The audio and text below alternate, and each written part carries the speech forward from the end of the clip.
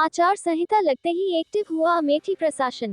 DM SP ने CISF के जवानों के साथ गौरीगंज कस्बे में किया फ्लैग मार्च। चुनाव की तारीखों का ऐलान होते ही पूरे देश में आचार संहिता लागू हो गई। आचार संहिता लागू होते ही अमेठी प्रशासन एक्टिव मोड में आ गया।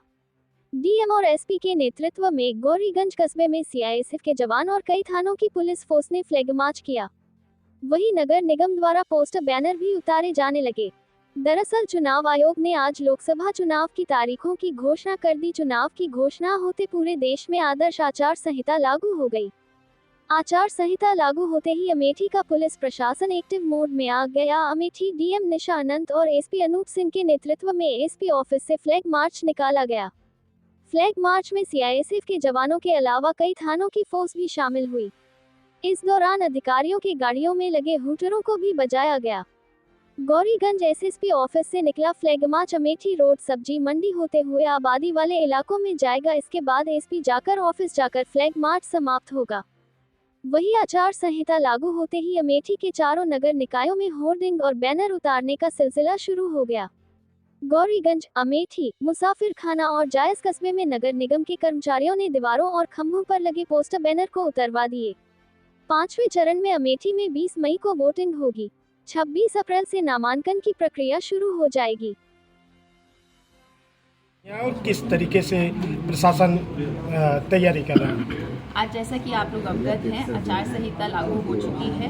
जनपद अमेठी 37 पार्लियामेंट्री कॉन्स्टिट्यूएंसी है और इसमें फेज 5 में इलेक्शन होना है। 26 अप्रैल से यहाँ पर गजट नोटिफिकेशन होना है जिसमें नॉमिनेशन लेना शुरू हो जाएगा और यहाँ पर वोटिंग होनी है 20 मई को। 6 जून को हम सभी के यहाँ पूरे देश में काउंटिंग शुरू हो रही है। 4 जून को हमारे तैयारियां हमारी सारी पूरी हैं।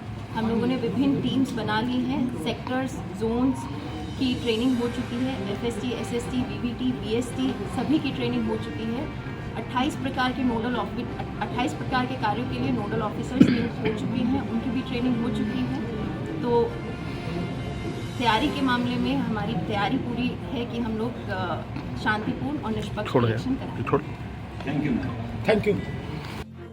किस तरह की तैयारियां हैं और क्या है? देखिए, आप सभी लोग इस चीज़ से अवगत हैं कि आदर्श आचार संहिता लागू हो गई है।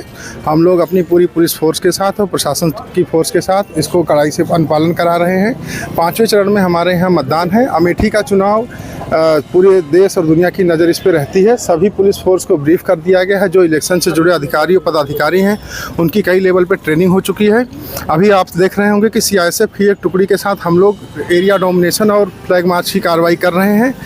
जो 24 घंटे के अंदर सार्वजनिक संपत्तियों से चुनाव संबंधित प्रचार की हटवाने की कार्रवाई थी वो लगातार प्रचलित है।